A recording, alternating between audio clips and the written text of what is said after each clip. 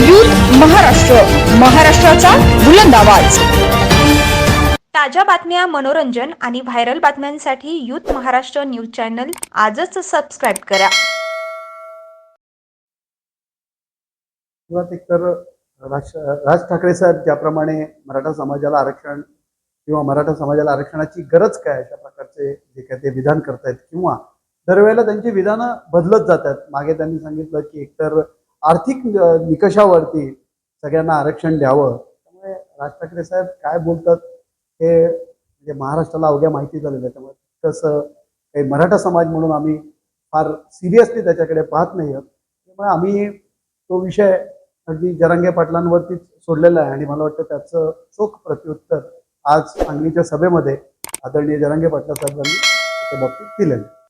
कारण कसं होत आहे की प्रत्येक वेळेला त्यांची भूमिका बदलत गेलेली आहे। तुम्ही पत्रकार बंधूंना तर माहितीच आहे, मागे देखील त्यांनी मोदी साहेबांबद्दल अतिशय खालच्या लेवलला बोलले होते। मोदी असतील, अमित शहा असतील यांच्या बाबतीत। त्याच्या आधी त्याच मोदी शहांना कसे चांगले हे महाराष्ट्राला अवघ्या सांगण्याचा त्यांचा केविलवाणा प्रयत्न होता, तोही फसला। त्याच्यानंतर मोदींच्या विरोधात केलेलं काम तेही फसलं। आता पुन्हा एकदा मोदींसाठी किंवा या महाराष्ट्रात या महायुतीला घवघवीत यश मिळावं असं त्यांना वाटत होतं आणि मुंबईसारख्या विषयामध्ये त्यांना वाटत होतं की मुंबई याच्यामध्ये जर मनसे फॅक्टर चालला आणि मनसे हा जर महायुती सोबत राहिला तर नक्कीच महायुतीला त्याचा फायदा होईल। पण तसं काही चित्र या आत्ताच्या लोकसभेला आपल्याला पाहायला मिळालं नाही। कारण मुंबईमध्ये यश हे आदरणीय म्हणजे उद्धव बाळासाहेब ठाकरे असतील यांनाच मिळालेलं आहे। त्यामुळे मला वाटतं की एक आणखीन एक निसकता पराभव जो 25-30 मतांचाच म्हणावा लागेल, तो एक पराभव शिवसेनेचे जे उमेदवार होते कीर्तीकर त्यांना तिथे अनुभवायला लागला। अदरवाईज चौथी जागा देखील 6 पैकी चौथी जागा देखील शिवसेने उद्धव बाळासाहेब ठाकरे यांच्या माध्यमातून अगदी लिलया जिंकली गेली की आता त्या प्रकारे 58 मोर्चे मराठा समाजाने याआधी कोणत्याही प्रकारचं नेतृत्व नसताना देखील या देशाला नव्हे तर जगाला एक चांगला अनुभव देतील अशा प्रकारचे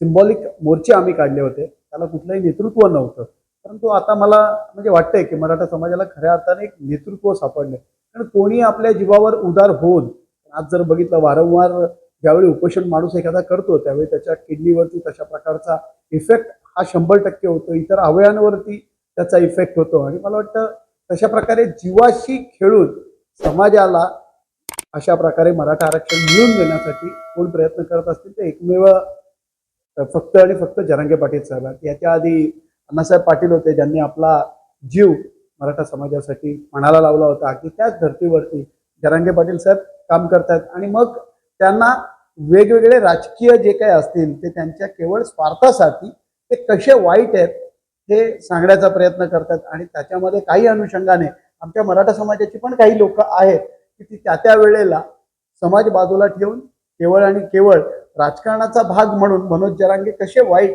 हे सांगण्याचा अतोनात प्रयत्न करतात। तुम्ही म्हणतात त्याप्रमाणे मनोज जरांगे साहेबांनी सांगितलं होतं की खासदारकीला आपल्याला उमेदवार उभे करायचेत म्हणून, पण एकंदर महाराष्ट्रातली परिस्थिती बघता आणि खूप कमी वेळ असल्यामुळे अशा प्रकारे केवळ दिल्यानंतर त्यांनी जो काही महाराष्ट्राचा कुठे जो काही अभ्यास असेल किंवा सर्वे असेल त्याच्यावरनं त्यांना एक लक्षात आलं की बाबा ज्या सरकारने तुम्ही सांगताय त्याप्रमाणे वाशी पर्यंत आलेला मराठा समाज परत पाठवण्याचं कारण त्या आजही गुलदस्त्यात आहे। त्याच्यामध्ये कुठेतरी मराठा समाजाच्या आलेल्या मराठा समाजाचे जे बांधव होते, गोरगरीब बांधव होते, तळागाळातला जो बांधव होता त्याला कुठेतरी मुंबईमध्ये 100% धोका झाला असता ह्या भीतीपोटी कदाचित मनोज जरांगे पाटलांनी ते आंदोलन तिथे आटोपतं घेतलं। आणि ते आंदोलन आटोपताना मला वाटतं पहिलं असं आंदोलन असेल त्या आंदोलनामध्ये स्टेजवरती मुख्यमंत्री स्वतः येऊन अशा प्रकारचं डिक्लेरेशन करतात। वाईट याच एका गोष्टीचं वाटतंय की ज्या छत्रपती शिवाजी महाराजांच्या मस्तकावरती हात ठेवून आदरणीय एकनाथरावजी शिंदे यांनी शपथ घेऊन सांगितलं होतं की मी मराठा समाजाला आरक्षण देईन, पण वाशीत आल्यावर ते कुठेतरी बदललं गेलं। तर बघा शेवटी हा जो सगळे सोयऱ्यांचा जो काही ठराव आहे तो काही मराठा समाजाने लिहून दिला नव्हता, तो ठराव शासनाकडनंच आला होता। शासनाचे जे कोण अधिकारी असतील त्यांनी अशा प्रकारे हा ठराव करून आमच्यापर्यंत पाठवला होता। तर त्यावेळी ते शक्य नव्हतं, तर इतक्या घाईघाईत अशा प्रकारे सगळे सोयऱ्यांचा ठराव आणणंच हे चुकीचं होतं। आमची भले मागणी असू दे, पण तुमची मागणी असताना देखील ते जर शक्य होणार नाहीये त्या गोष्टी तुम्ही तिथे होकार देणं नव्हतं, अशा अवस्थेत तुम्ही तिथे होकार देऊन मराठा समाजाची आज शुद्ध फसवणूक केली. मागच्या फेब्रुवारीपासून तुमचं म्हणणं एवढंच आहे, फेब्रुवारीपर्यंत ते जाहीर करणार होते किंवा सगळे सोयरे हा जो आहे ते आपण लागू करून घेऊ, पण आज फेब्रुवारीचा ऑगस्ट आला, आता पुन्हा ते अंत बघतायत. मागच्या वेळचं जे आंदोलन होतं, जे उपोषण होतं, ते याच संदर्भात की कुठेतरी आता सरकारला जाग येईल. आता जो फटका बसला महाराष्ट्रामध्ये, कारण बीजेपीच्या ज्या सीट्स होत्या त्या जवळजवळ 23 वरनं 9 वरती आल्यात, त्यामुळे त्यांना सर्वात मोठा फटका कोणाला बसला असेल तर भारतीय जनता पार्टीला, ज्यांनी अशा प्रकारे या मराठा आरक्षणाला कायम विरोध करत आलेला. जरी ते म्हणत असले की बाबा फडणवीस साहेबांनी मागे ते आरक्षण दिलं होतं, पण ते 16% न टिकणारं आरक्षण दिलं होतं. 2 वेळा मराठ्यांची फसवणूक केली, पहिल्यांदा 12 शिक्षणामध्ये आणि 13% नोकरीमध्ये अशा प्रकारचं आरक्षण दिलं. नेक्स्ट टाइम 16%, तेही आमचं आरक्षण 50%च्या आत न बसल्यामुळे वाया गेलं. आता आरक्षण देतात पुन्हा एकदा 10%, म्हणजे ऑलरेडी 52 + 10 झाल्यावर पुन्हा ते 62%वर जाणार आहे. ते शक्य नाही. अशाच प्रकारचं आरक्षण देण्याचा वारंवार भाजप सरकार हा प्रयत्न करते, असं माझ्यासारख्या सर्वसामान्य मराठा कार्यकर्त्याला वाटतं.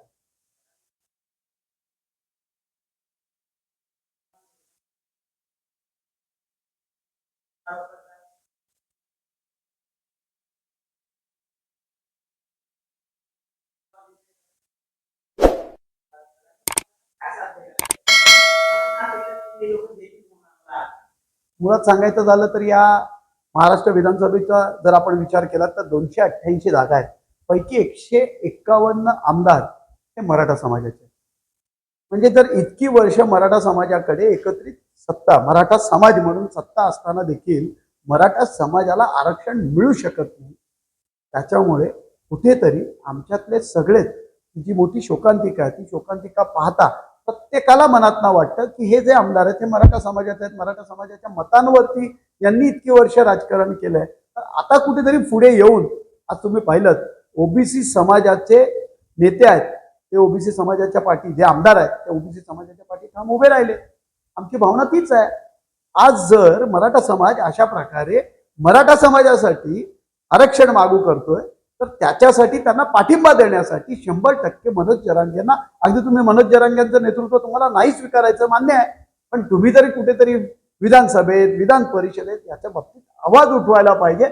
अशाच प्रकारची आवाई आमच्या सगळ्यांची आहे. आणि मला वाटतं मग तोच सूर धरून कुठेतरी जरांगे पाटील साहेब, मग फडणवीस साहेब असू देत किंवा आदरणीय शरदचंद्र पवार साहेब असू देत, या दोन्ही यांच्यावरती टीका करताना पाहायला मिळतात. कारण नाहीतर त्यांना असं म्हटलं जात आहे की शरद पवार हे आंदोलन चालवत आहेत, पण परंतु एक सांगतो की आजपर्यंत मराठ्यांचं आंदोलन चालवणारा या सृष्टीवरती छत्रपती शिवाजी महाराजांनंतर दुसरा कोणी होणं नाही. जरांगे पाटील साहेब पण नेहमी सांगतात की मराठा समाज हा माझा मायबाप आहे, मला मराठा समाजाने या प्रकारे अशा प्रकारे आरक्षण देण्यासाठी मी ही मराठा समाजासाठी लढाई लढतोय, याच्या पलीकडे जाऊन माझं कोणत्याही प्रकारचं श्रेय अथवा कुठल्या नेतेगिरी करण्याचं माझं मानस नाही. सर्वप्रथम एक सांगायचं की बाबा अशा प्रकारे मराठा समाजाला गणेश कडून उमेदवारी घ्यावी, आमदारकीची उमेदवारी घ्यावी आणि मी आमदारकीचा उमेदवार व्हावं, अशा प्रकारची जी काही मराठा समाजाची इच्छा असेल, सर्वप्रथम मी खरंच मनापासून त्यांचा आभारी राहील. कारण इतक्या मोठ्या पोस्टपर्यंत मला लायक आहे अशा प्रकारे माझा मराठा समाज समजतोय. पण मी एकटाच नाही आहे. या पनवेल तालुक्यामध्ये इतरही माझे आणखीन जे मराठा बांधव आहेत, जे गेले सातत्याने, भले आम्ही 20 वर्ष 25 वर्ष काम करत असू, पण आमच्या नंतर का होईना आलेले इतरही मराठा कार्यकर्ते आहेत. आणि आमच्या मराठा यांची एक पद्धत आहे, जसं या खासदारकीला आपण पाहिलं असेल तर सकल मराठा समाज रायगड म्हणून आम्ही एक मावळच्या बाबतीत भूमिका घेतली होती, आणि ती भूमिका ठोक होती की आमच्या मराठा समाजाचा पाठिंबा हा मावळचे उमेदवार संजोग वाघेरे पाटील, ते शिवसेनेचे उमेदवार होते, यांना असेल. आणि तो पाठिंबा उघड जाहीर 4 तारखेला आम्ही तो केला होता. इलेक्शन 13 तारखेला होता आणि त्या 4 तारखेला आम्ही तशा प्रकारचा पाठिंबा जाहीर केला होता. आणि तो पाठिंबा जाहीर करत असताना मराठा समाजाने देखील त्या आमच्या पाठिंब्याला भरभरून प्रतिसाद दिला. कारण याच्या आधीचं जर आपण इलेक्शन रिलेची बघितलं तर खासदारकीला त्याच कर्जत मतदारसंघामध्ये आम्ही जवळजवळ 30 ते 20 हजारांनी मागे होतो. आज तो 30-20 हजाराचा लीड तोडून 19,000ची आघाडी मिळाली. मी कर्जतच्या बाबतीत खास करून का सांगतोय, कारण कर्जतमध्ये, खालापूरमध्ये, खोपोलीमध्ये मराठा समाजाची संख्या ही 80% आहे. आणि अशा टक्क्यात ज्यावेळी सकल मराठा समाज रायगड अशा प्रकारचा मनोज जरांगेंच्या आदेशाने किंवा पाठिंबा देतोय, ही धमक आणि ही हिंमत केवळ आणि केवळ रायगड जिल्ह्यामध्ये आम्ही समन्वयक जे आहोत त्याच्यामध्ये सुनील पाटील, विनोद साबळे, गणेश कडू असतील, आमचे मंगेश दळवी असतील, राजेश लाड असतील, त्याच्यानंतर थोरवे असतील, घारे असतील, सगळेच बांधव आम्ही एकत्र होतो. एकत्रितरित्या अशा प्रकारची चर्चा झाली आणि मगच अशा प्रकारचा निर्णय घेण्यात आला. त्यामुळे मला वाटतं की रायगडच्या बाबतीत जर उमेदवार द्यायचे ठरलेत मराठा समाजाचे, जर जरांगे पाटलांचा आदेश आलाच तर अशा प्रकारची एक बैठक तयार होईल. कारण विनोद साबळेंना ज्यावेळी आम्ही खासदारकीसाठी उमेदवार म्हणून या इथून मावळमधनं जाहीर केलं, त्यावेळी अशा प्रकारची एक बैठक पहिल्यांदा झाली. इतरांनाही विचारलं गेलं कोण इच्छुक नाहीये. असं झाल्यानंतर एक ठराव आमच्यात झाला की बाबा एकमेव माणूस विनोद साबळे म्हणून, जर मराठा समाज मनोज जरांगे पाटलांनी सांगितलं की उमेदवारी लढवायची तर आपल्या वतीने विनोद साबळे हे मावळचे उमेदवार असतील. माझं म्हणणंच एवढं आहे की मराठा समाजाने ज्या गोष्टी ठरवल्यात त्याप्रमाणे मराठा समाज अशा प्रकारची एक बैठक घेईल. या बैठकीत पुढे जाऊन कोणी उभं राहायचं किंवा नाही राहायचं, पण मनोज जरांगे दादांची जी भूमिका आहे ती आमच्यासाठी फार महत्वाची असणार आहे. गेल्या वेळी जसं सांगितलं की प्रस्थापितांना पाडा आणि त्याचनुसार जे प्रस्थापित होते, कारण प्रस्थापितांना पाडा म्हटल्यावर जे प्रस्थापित 2-2 वेळा खासदार झाले होते त्यांच्या विरोधात काम करणं हाच आम्हाला आदेश होता आणि तो आदेशशीर संवाद म्हणून आम्ही त्यावेळी तशा प्रकारचं काम केलं होतं. यावेळी जो काही आदेश येईल तो पुन्हा जर तशाच प्रकारचा आदेश आला की बाबा या इथे आपण या पर्टिक्युलर या जे काय प्रस्थापित असतील त्यांनाच पाडायचंय, भले तुम्ही उभे नाही राहिले तरी चालेल, पण त्या प्रस्थापितांच्या विरुद्ध काम करा, अशा प्रकारची जर दुसरी भूमिका आमच्या समोर आली तर कदाचित तिथे या सगळ्या गोष्टींना ब्रेक लागू शकतो. त्यामुळे मला वाटतं की जर काही मराठा समाजाची आमची जी काही इच्छा असेल ती मराठा समाजाची इच्छा अशा प्रकारे बैठकीत बसल्यानंतर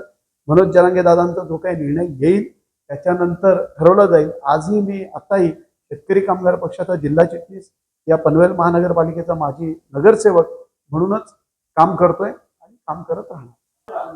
मुळात मला याच्यात एक आवर्जून सांगायचं की आपण जर त्यावेळी ती बैठक बघाल तर ती बैठक जी होती म्हणजे सकल मराठा समाज रायगड म्हणून आजपर्यंत जे योगदान किंवा ज्या बैठका आम्ही केल्यात, जे मोर्चे झालेत, जरांगे पाटील साहेब ज्यावेळी आले होते, जरांगे पाटील आल्यानंतर ज्या ज्या प्रकारची व्यवस्था या इथे केली गेली त्या कुठल्याही व्यवस्थेमध्ये आपल्या इथले माजी उपनगराध्यक्ष विक्रांत पाटील कुठेही नव्हते.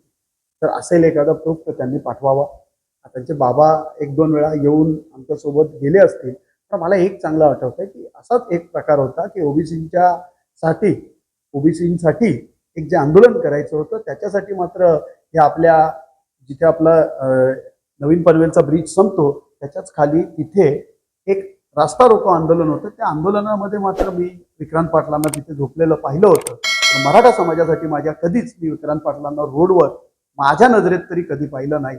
जर कुठे असेल तर विक्रांत पाटलांनी खरंच तशा प्रकारचे आम्हाला सांगावं. त्याच्यामुळे मला वाटतं आणि ती बैठक जर बघितली आपण तर ती बैठक जी झाली होती ती एक राजकीय पक्षाचं असलेलं नेहमीच मीटिंग घेण्याचं ठिकाण त्या ठिकाणावरती झाली होती. तिथे कोणत्याही प्रकारे पर्सनल लेवलला मराठा समाज म्हणून अशा प्रकारची जागा नव्हती.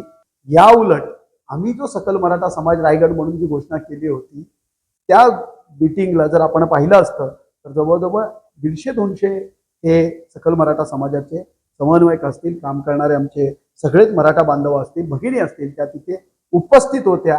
आणि मुळात समोर डायसमध्ये जे बसले होते त्यांनी प्रत्येकाने राजकीय पक्षाचा राजीनामा देऊन ते त्यांचं पर्सनल काम करत होते. म्हणजे ज्याच्यामध्ये फक्त आणि फक्त मराठा समाजाचं विनोद साबळे असतील, आवर्जून नाव घेतो, शंकर थोरवे साहेब असतील, आमचे सुनील पाटील असतील, ज्यांनी मनोज जरांगे दादांबरोबर काम करत असताना आपले राजकीय जे पक्ष होते त्यांचे राजीनामे देऊन पक्षापासून विलिप्त होऊन काम करत होते.